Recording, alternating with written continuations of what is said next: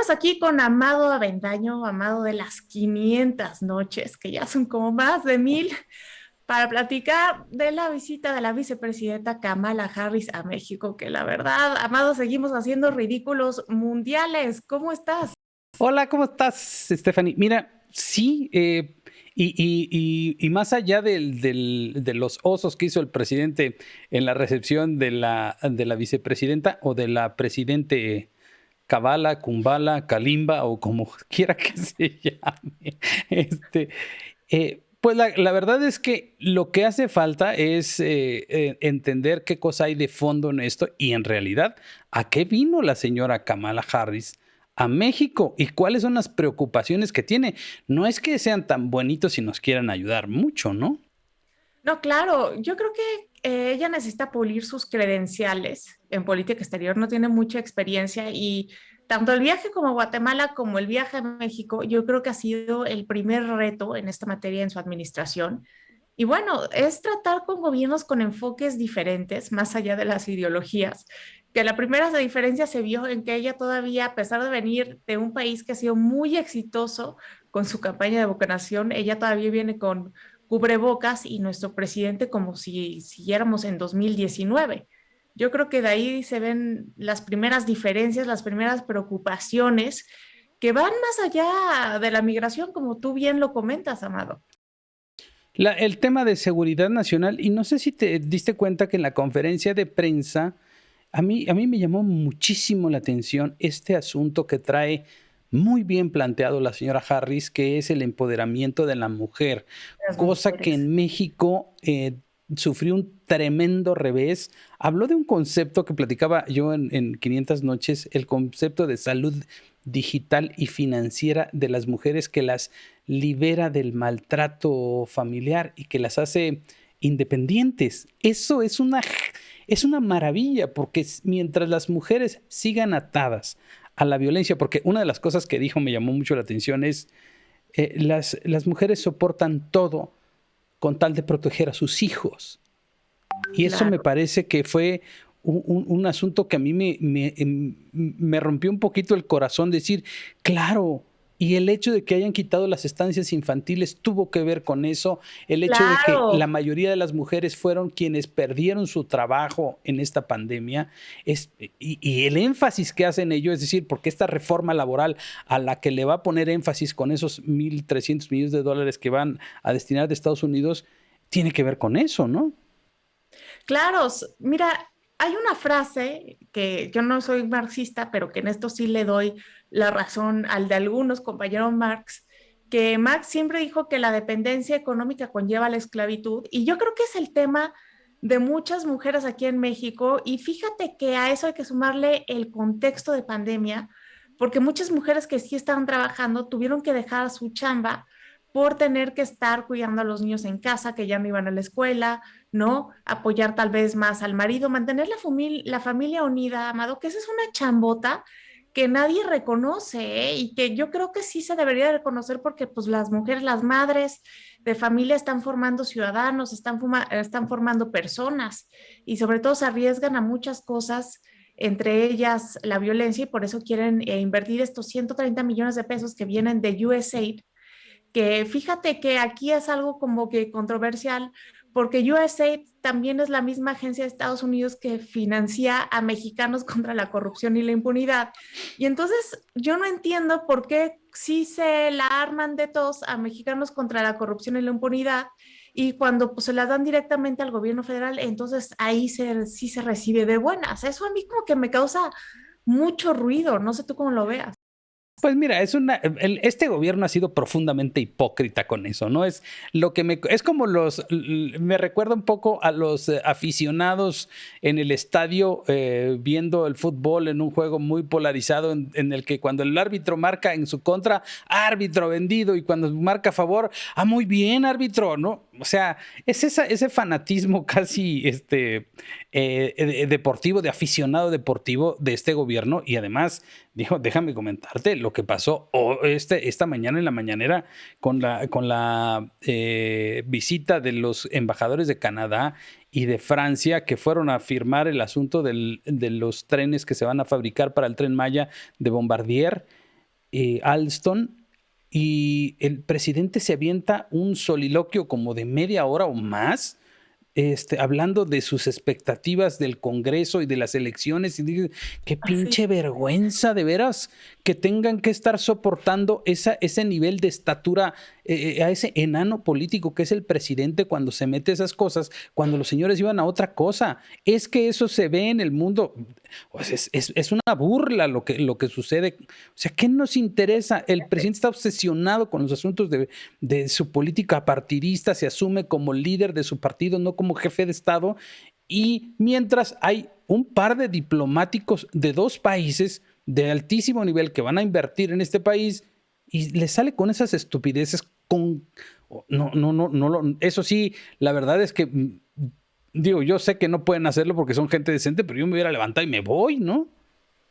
Claro, y aparte es que ahorita que dijiste de este enano político, me hiciste recordar una frase de López Portillo, que cuando él quería desdeñar a la oposición, él decía que no escuchaba las voces de los enanos del Tapanco, ¿te acuerdas? Y yo creo que estamos en una época en donde México tiene problemas gigantes y tenemos puros problemas, puros enanos del Tapanco, porque no hay a cuál irle y el presidente todavía sigue con sus filias, sus fobias, sus divisiones, todavía hablando de la mayoría calificada que necesita para las reformas constitucionales y todavía dice que va a negociar y vuelve a poner entre ceja y ceja al PRI y luego dice que no lo derrotaron, que porque ganó las gubernaturas. A ver, eso nunca nadie lo ha puesto en duda. Morena arrasó las gubernaturas, pero no fue lo mismo en los congresos locales, ni tampoco en las grandes ciudades, como pasó en la Ciudad de México, donde ya están saliendo mil y un memes que parece ya el muro de Berlín, porque quedó dividida casi exactamente a la mitad. Y también en el Estado de México no les fue tan bien, lo que quiere decir que Morena, aparte de que recibió menos votos que en el 2018, porque recibieron 30 millones, ahora solo 16, pues aparte también perdió a las clases medias. Y yo creo que ese es un mensaje que puede anunciar pues el futuro del régimen y qué vergüenza que esos embajadores se tuvieran que fletar todo esto, aparte de que el presidente habló, o sea, lo más que pudo decir de Francia fue hablar de la cachetada que le dieron a Macron, ¿no? Dijo que eso era algo inadmisible, que yo estoy de acuerdo políticamente que se le ataque, pero físicamente ya es otra cosa. Oye, otro tema que me llamó muchísimo la atención también es, a ver, vienen, como lo hemos platicado antes, tú y yo en nuestras conversaciones, desde la primera en que hablamos de este tema, el asunto de seguridad nacional para Estados Unidos es una cosa fundamental que viene de la mano con el asunto de migración, el asunto sanitario, por el flujo migratorio que hay de Centroamérica y México a Estados Unidos. Esos tres temas bien concatenados son una preocupación para los Estados Unidos. Es fundamental para ellos. Y por eso también el asunto de las vacunas Johnson y Johnson, ese millón de vacunas que van a dispersar en la franja fronteriza con México.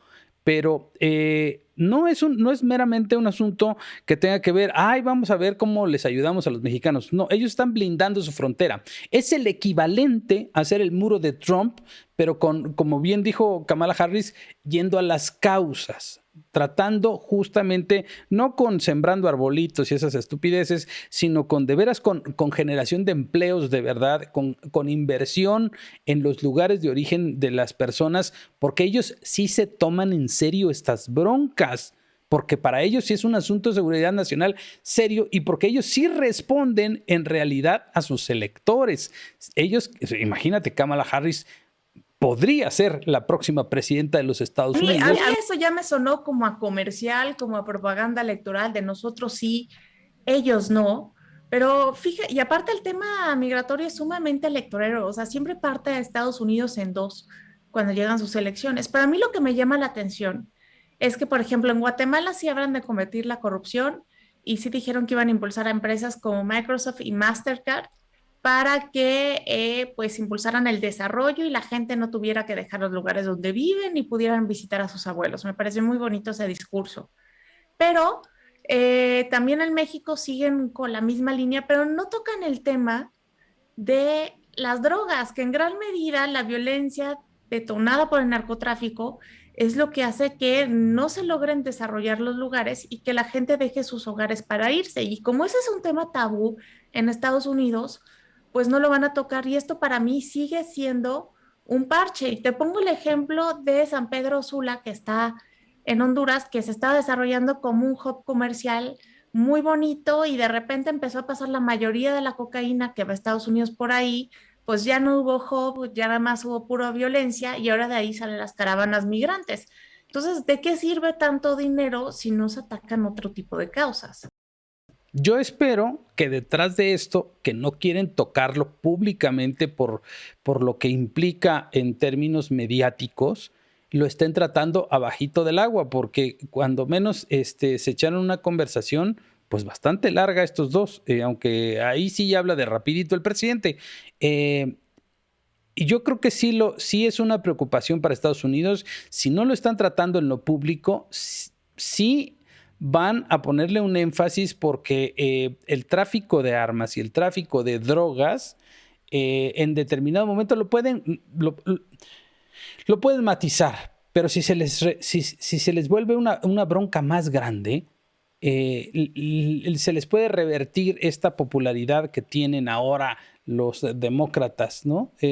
Porque Trump era muy vertical en esas cosas y a los radicales les encantaba la forma de ser de Trump, de poner un muro, de llamar de insultar a los mexicanos y ese tipo de cosas. Tienen que compensar con una política similar, pero o sea, menos agresiva en lo mediático, pero mucho más efectiva. Si no quieren que en 4 años estar sufriendo en un proceso electoral en el que aspirarán o a la reelección de Biden o eventualmente a la candidatura de Kamala Harris, ¿no? Mira, yo creo que el tema va más allá. Yo creo que sí va encaminado ya a la candidatura de Kamala, porque ya se empieza a hablar de que el futuro de la política está en femenino. Ujú.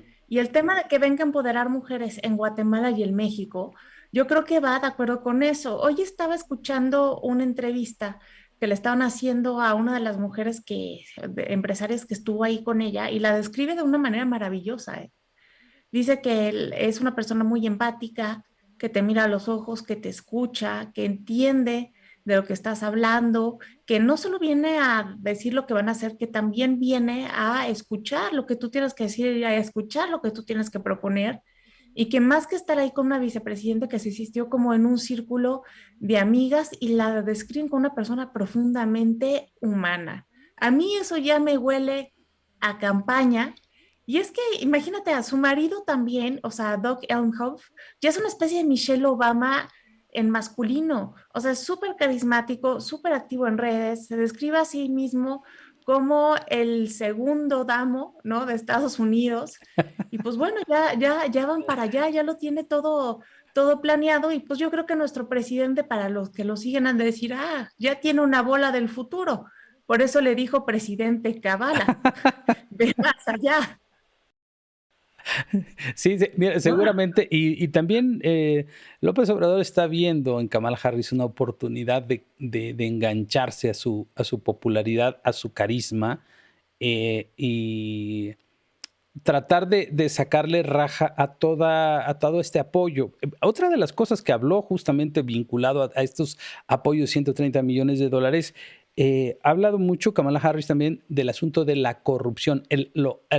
Desde aquel documento que sacó la semana pasada Biden, del gobierno de Biden sobre el combate a la corrupción, ¿no? El énfasis en el combate a la corrupción. No es te doy $130 millones y que no vayan a ir a aparecer allá en el Tren Maya o en Dos Bocas, sino que es cada centavo que transfieran del gobierno de Estados Unidos al de México va a tener un seguimiento muy puntual y para estas cuestiones que en específico dijo ayer la vicepresidenta para el tema laboral, exclusivamente para el tema laboral, porque es algo que les preocupa. Necesita haber empleo en México para que la gente no se vaya para allá, ¿no?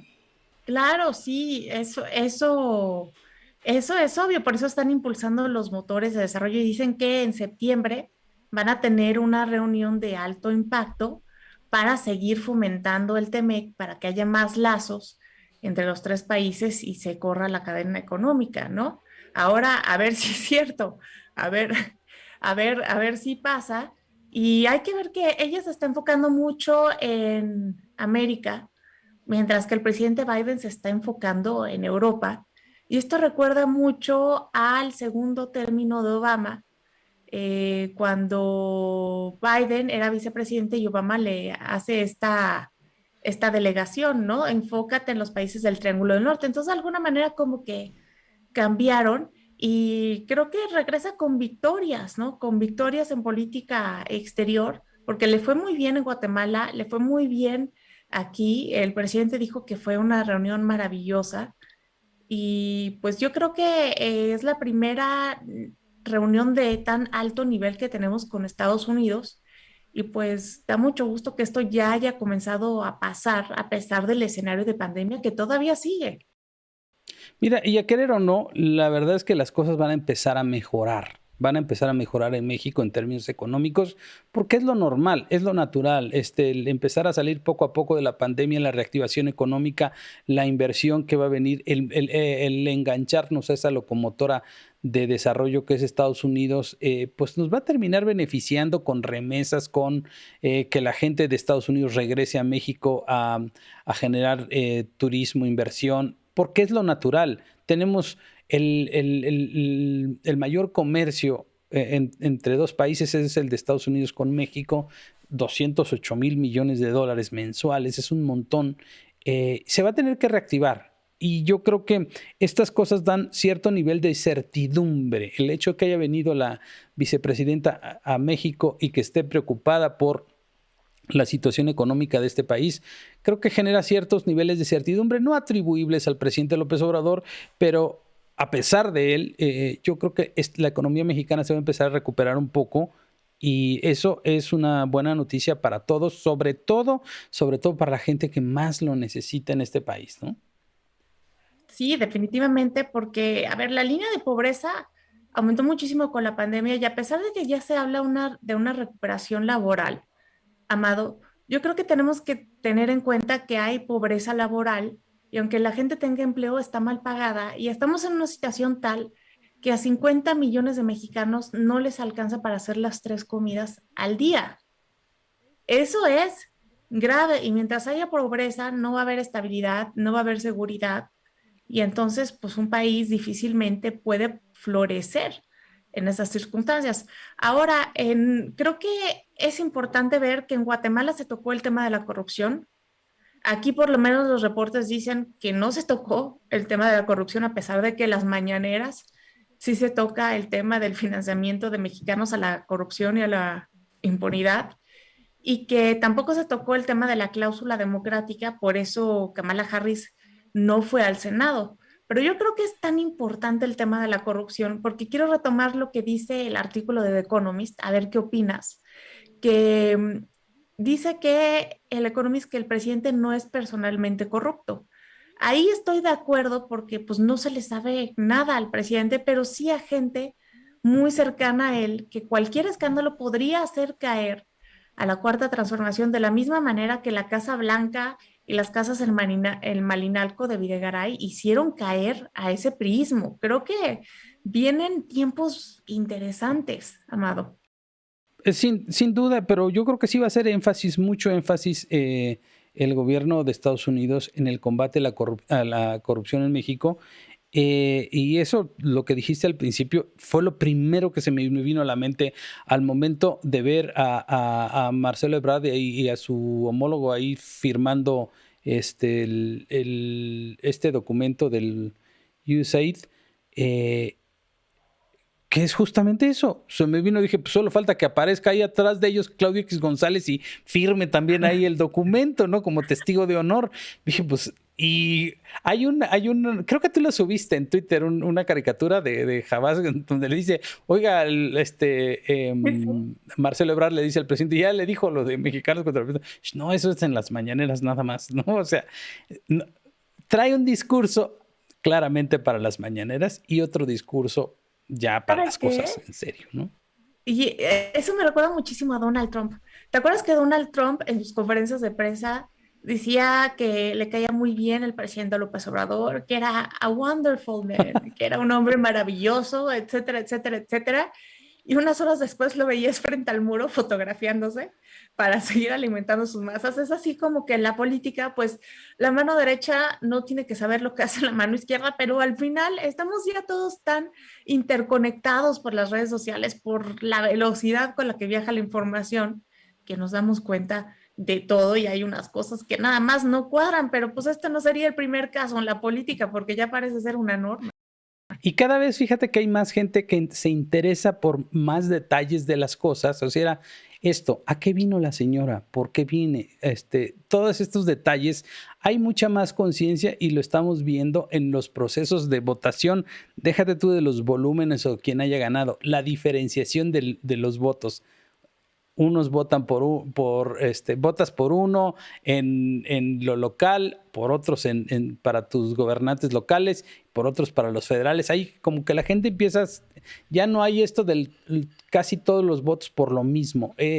La gente empieza a diferenciar y eso es justamente el enriquecimiento de los procesos democráticos. Entonces, en este contexto le viene muy bien porque la gente también se empieza a interesar por estos temas, los temas que tienen que ver con lo global, porque no podemos concebirnos solo como un país aquí. Somos muy importantes para el mundo, muy importantes para el mundo.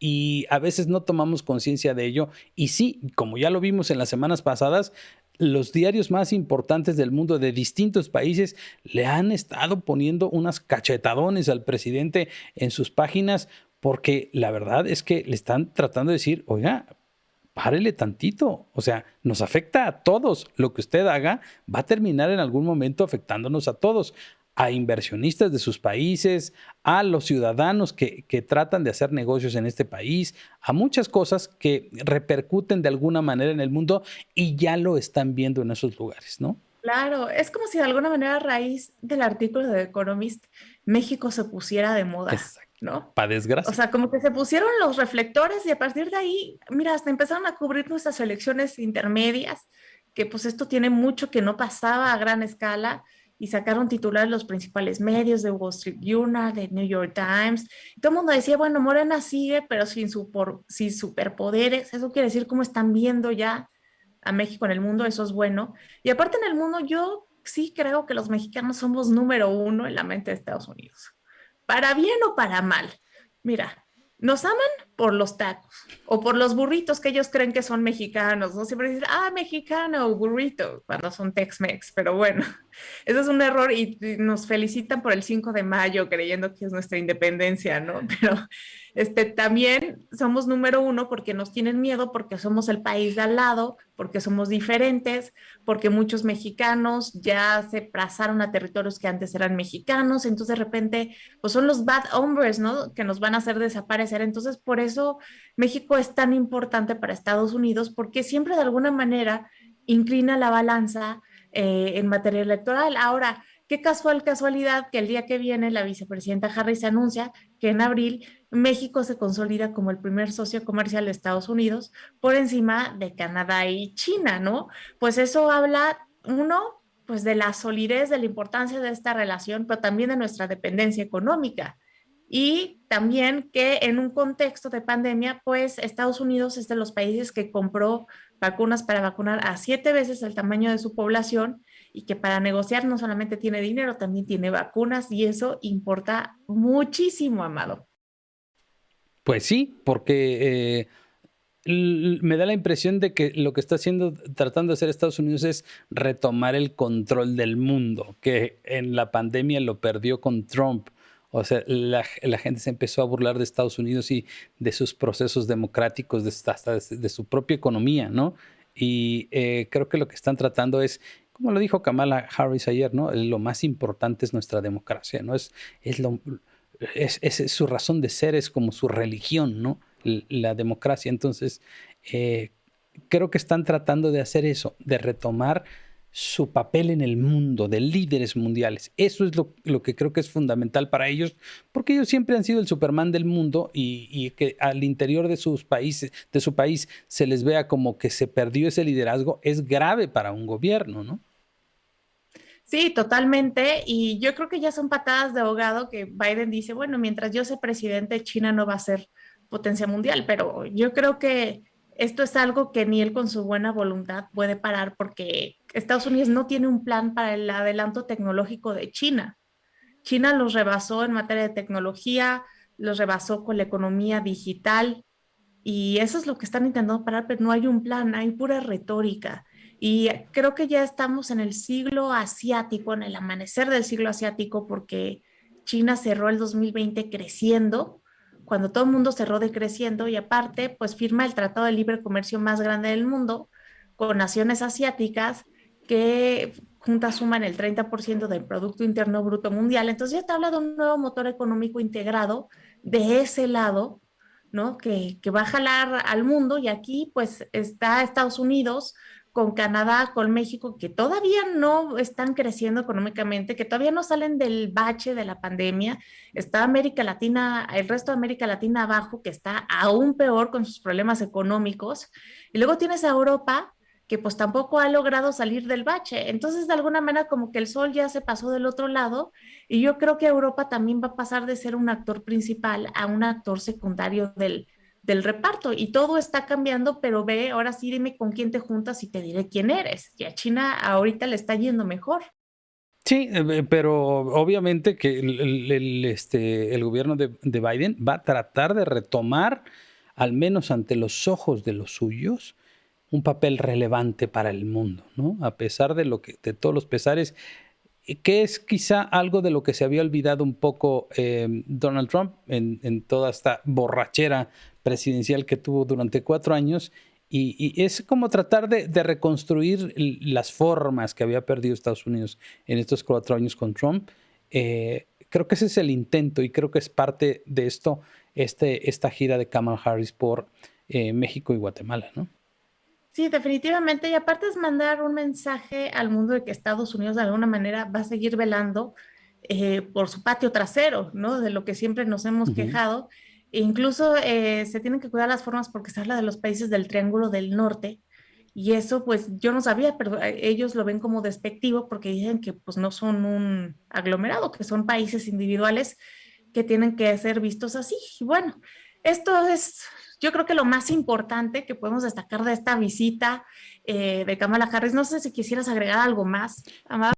Nada más la preocupación que manifestó Kamala Harris acerca de los puertos mexicanos y que hizo una mención de que por los puertos mexicanos Ah, llegaban de China el fentanilo, eso. los Sí. opioides. Sí, claro, definitivamente. Otra vez, ¿no? El tema de las drogas, pero yo creo que si ya lo legalizaran todo, todos estaríamos más en paz. Pero eso será el tema para otra conversación, otra de las 500 noches. Amado, muchas gracias por haber platicado con nosotros sobre esto. Gracias a ti, mi querida Stephanie.